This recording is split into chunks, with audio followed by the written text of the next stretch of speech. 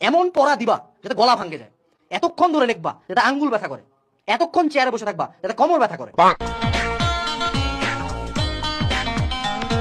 তো কালকের হচ্ছে ইংলিশ এক্সাম, আর সত্যি বলতে ইংলিশ আমার পড়তে লাগে না। আমার মতন কতজনকে মনে হয় যে ইংলিশ পড়তেই লাগে না। আর বেঙ্গলি মিডিয়ামের স্টুডেন্টের কাছে ইংলিশটা কোনো সাবজেক্টই নয়, তাও মানে এক্সামটা দিতে হবে তাই দিয়ে আসি।